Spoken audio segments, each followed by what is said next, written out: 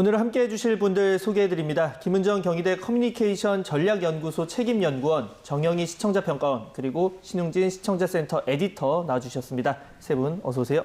안녕하세요. 자, 이번 주 평가님께서 발제해 주신 주제 들어볼 텐데요. 오늘은 어떤 내용으로 가져오셨을까요? 네. 그 사건 사고의 기사, 특히 인명피해가 동반된 뉴스에는 일반적으로 시청자의 관심이 매우 높은 편인데요.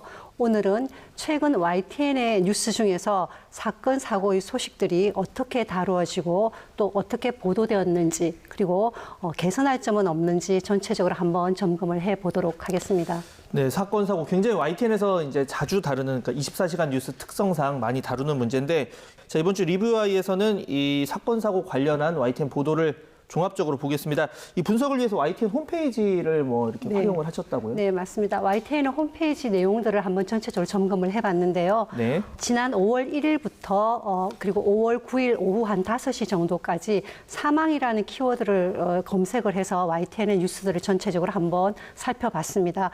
코로나19나 외신에 의한 것들을 제외하면은 전체 72건의 기사가 검색이 되었는데요. 큰 비중을 차지한 사건이 한강의 대학생 실종 사망 사건, 그리고 평택항 노동자 사망에 관한 보도였습니다. 이 중에서 한강의 대학생 실종 그리고 사망 보도는 해당 기간의 보도 중에서 전체 40건을 차지해서 시청자의 관심이 매우 높아지게 만든 상황이었는데요. 반면에 평택항에서 한 대학생이 아르바이트 중에서 철판에 깔려서 사망한 일이 있었는데요. 이 기사에 대해서는 동일한 헤드라인을 제외를 하면 7건에 불과해서 이 두 사건 간에 차이가 좀 많다라는 생각을 했고요. 그리고 사건이 발생한 그 날짜가 지났음을 감안한다고 하더라도 상대적으로 평택항의 사건이 좀 적게 보도되었다는 그런 느낌을 받았습니다. 네, 크게 두 가지 부분을 짚어주셨습니다. 이 한강 대학생 사망 그리고 평택 대학생 아르바이트생 사망, 이 두 건을 이제 놓고 비교를 해주셨는데, 자, 교수님, 지금 보면 두 건이 상당히 보도 비중에 차이가 있다, 이런 지적을 해주셨거든요.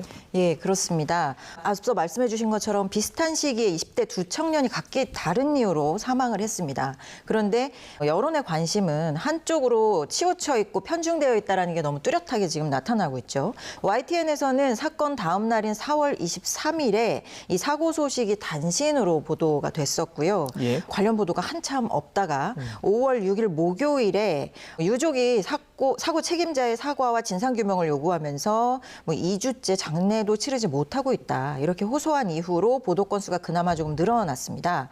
미숙련 노동자나 하청업체, 위탁업체 직원, 그 중에서도 그러니까 상대적으로 약한 분들이죠. 이분들이 주로 희생되고 있는 산업 환경에서의 사망 사고가 구조적으로 볼 때 언론의 주목을 더 받아야지 되는 그런 사안이 아닌가라고 하는 생각을 한번 해봤는데요.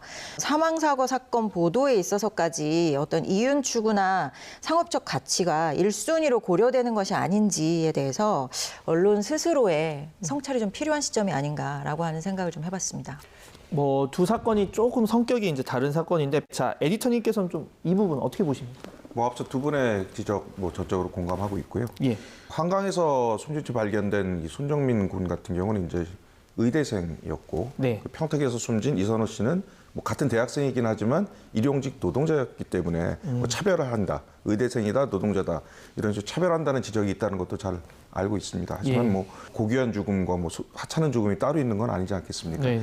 이 두 사건의 경우는 좀 성격이 좀 달랐다고 그렇게 보는 게 맞을 것 같은데요. 이 손정민 씨의 경우는 단순한 사고가 아니고 뭔가 미스테리가 좀 섞여 있는 것 같다. 그렇기 때문에 좀 궁금증을 좀 증폭시킨 그런 측면이 있습니다. 그만큼 이 사람들이 뉴스를 계속 찾게 되니까 이 공급자인 기자들도 좀 다소 무분별하게 기사를 좀 양산하는 그런 경향이 좀 있었거든요. 그리고 이선호 씨의 경우는 지난 2018년에 김영균 씨의 그 사고 이후에도 나아지지 않고 있는 이 비정규직의 비극이 계속 되풀이게 되고 있다는 그런 측면에서 정말 중요하게 다뤄야만 할 그런 뉴스입니다. 네. 이 이선호 씨 관련 기사는 그 YTN이 소홀하게 다뤘다기보다는 이제 앞으로도 계속 다뤄질 그런 내용이에요. 그 상대적으로 손정민 씨 죽음에 비해서 좀 기사량이 적었기 때문에 좀 그렇게 비춰진 게 아닌가라는 그런 측면도 좀 있습니다. 네. 그러니까 보도가 많은 사람의 관심을 가져오는지 아니면 관심 때문에 보도가 이어지는지, 이 두 부분에 대해서 저도 굉장히 생각을 하게 만드는 이 상황인데, 이번 사건 관련 보도에서 좀 문제가 되는 부분 어떤 게 있을까요? 예, 이제 가장 문제가 될 수 있는 부분은 수사 결과가 나오기도 전에 사실상 피의자를 지목한 여론의 의심의 시선이 한 군데로 쏠리고 있다라고 하는 점입니다. 예. 언론은 실종 대학생 아버지의 말을 인용하면서 이러한 상황을 사실은 부추기고 있는 형국이라고 보여집니다. YTN 보도를 안타깝지만 예를 들어서 좀 살펴보면요. 5월 7일 금요일 나이트 포커스 고 손정민 씨 부친 영상 속 신발 버린 사람 내가 들은 것과 달라. 이 보도의 보도와 인용 확산 과정을 좀 살펴보면 좋을 것 같은데요. 네. 이날 프로파일러는 사고와 사건의 차이와 이 사건의 적용 가능성에 대해서 설명을 해주시기도 했고요. 그리고 실종 사망 학생의 아버지는 경찰이 열심히 하고 있는 것들을 알고 있다. 그래서 어쨌든 이 경위가 분명히 밝혀졌으면 좋겠다라고 하는 취지의 큰 틀에서 인터뷰를 하셨거든요. 그런데 나중에 제가 YTN 이 온라인에 올라온 기사를 보니까 고 손정민 씨 부친 영상 속 신발 버린 사람 내가 들은 것과 달라. 전체 20분의 내용 중에 이 부분에만 주목해서 제목으로 뽑아서 보도하신 셈이죠. 이게 이제 주말 보도였고 워낙 내용이 풍부한 보도라서 타 언론사에서 이 기사를 굉장히 많이 인용했었는데요. 모두 이 제목 프레임을 중심으로 인용이 됐습니다. 맞습니다. 금방 말씀하신 그것에 전적으로 동의를 하고요. 저 같은 경우는 5월 6일 날 방송된 자막 뉴스 눈물로 떠나보낸 아들 한강 실종 대학생 아버지의 마지막 말 이 사례를 말씀을 드리고 싶은데요. 자식을 보내는 아버지의 슬픔을 비극적인 서사로 구성해서 뉴스로 보내는 것이 과연 올바른 것인가라는 것에 대해서 생각할 필요가 있습니다. 시청자에게는 그 보도의 이유가 무엇인지에 대한 이해가 필요했었고요. 그리고 또한 한 줄의 뉴스에도 민감해질 수 있는 그 가족에게는 위로가 아니라 오히려 슬픔을 증폭시키는 그런 결과를 가져올 수가 있습니다. 상황을 중계하듯이 이렇게 모두 전달하기보다는 공적 사안으로서 가치가 있는 경우에 또한 밝혀진 진실에 대한 이야기, 그것을 중심으로 보도할 필요가 있습니다. 문제가 되는 부분은 분명히 이제 차분하게 따져보면 되는 거지만 또 아까 말씀하신 것처럼 이제 주객 전도가 돼서 너무 세부적인 거에 이제 몰입하고 들어가고 그 과정에서 예단하고 뭐 이런 부분이 너무 많으면 안 되겠죠. 뭐 정말 쉽지 않은 부분인데 자, 에디터님 어떻게 보십니까? 그 YTN에서 이제 나가는 콘텐츠를 보면 예. 취재 기자들이 쓰는 이제 기사가 있고요. 예. 전문가가 나와서 토론을 해가지고 이제 그런 출연 내용들이 있고 네. 또 라디오에서 이제 저희 인터뷰하는. 채널에서 인터뷰한 내용들이 재가공돼서 이제 기사 형식으로 나오기 때문에 뭐 시청자들은 모두 다 기사의 형태로 이제 받아들이긴 합니다만 예. 뭐 굳이 해명을 드리자면 타사랑 비교를 해보면 절대로 양이 많지는 않거든요. 제가 사회부 사건 데스크랑 이번 취재와 관련해서 제가 이야기를 좀 나눠봤는데 정말 팩트 그리고 실체적인 진실만을 보도하기 위해서 굉장히 고심하고 있다라고 이제 저에게 입장을 전해왔습니다. 예. 일반 시중에 떠도는 온갖 루머 그리고 또 그중에 상당히 설득력 있는 주장도 좀 있긴 합니다만 확실한 것이 아니면 쓰지 않는다는 그런 원칙으로 취재를 하고 있습니다. 왜냐하면 자칫 생사람을 잡을 수 있는 이른바 뭐 방구석 코난이라고 부르는 그런 추측 보도는 하지 않고 있다는 점을 다시 한번 좀 확인해 드리겠습니다. 네. 그 뭐 계속 말씀을 해주셨지만 이 설득력 있는 주장 같은 건 저희가 뭐 검증할 필요가 있는 건 검증을 하면서 구조적인 부분에 좀 접근을 하며 왜 이 보도를 처음에 시작했는지에 대해서 많이 생각을 해봐야 되겠다라는 생각이 들고요. 자, 이 사건 사고 보도에서 빠지지 않고 나오는 게 바로 제목, 헤드라인 문제입니다. 자, 이 부분에 대해서 교수님 어떻게 보셨습니까? 예, 역시나 이번에도 눈에 띄는 보도 제목이 있었습니다. 네. 5월 5일에 보도된 기사 제목인데요. 1,000원 때문에 이웃 살해한 남성 끔찍한 범죄 이유가 점점점점 전형적으로 선정적이면서 불안과 공포를 불러일으킬 수 있다라는 부분에 있어서 굉장히 우려가 되었습니다. 감정적이고 호기심을 자극하는 이러한 제목이 주목도를 높이고 특별히 이제 온라인 콘텐츠로서는 클릭을 유도할 수가 있겠죠. 그런데 언론의 사회적 책임과 역할이라고 하는 관점에서 봤을 때는 불안이나 공포 또 특정 집단이나 지역에 대한 혐오를 부추기는 그런 부정적인 영향을 줄 수 있다라는 점이 굉장히 안타까웠습니다.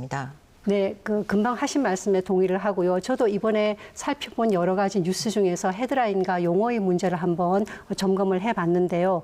5월 4일 날 방송된 시청자 브리핑 시시콜콜 한강에서 실종된 대학생 사고냐 사건이냐 그것이 알고 싶다라는 표제를 그 헤드라인을 좀 말씀을 드리고 싶습니다. 이 헤드라인은 전형적으로 가십성이나 아니면 호기심을 부각시키는 그런 방식으로 제시가 되었고요. 또한 유가족에게는 굉장히 슬픔을 줄 수 있는 방식이었습니다. 사건, 사고, 특히 원인 규명이 필요할 경우는 시청자의 관심이 집중될 수밖에 없고요. 그 결과로서 언론은 또 속보성 경쟁에 노출되기가 쉽습니다.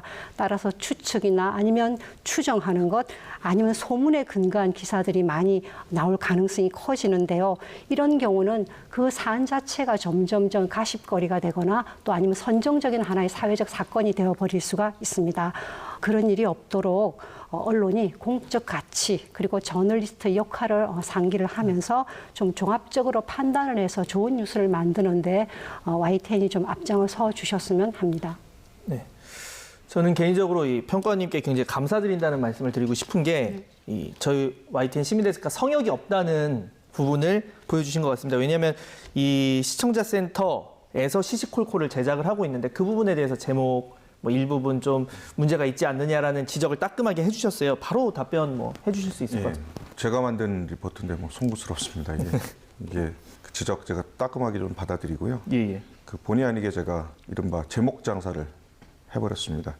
이게 아무리 잘 쓴 기사라고 해도 근데 이게 제목이 받쳐주지 않으면 이 소용이 없는 그런 많이 안 현실이거든요. 보니까, 그렇죠. 예. 이 문제는 언제나 선인데 어디까지가 괜찮냐 이런 걸 이제 봐야 되는데 그게 참 어렵습니다.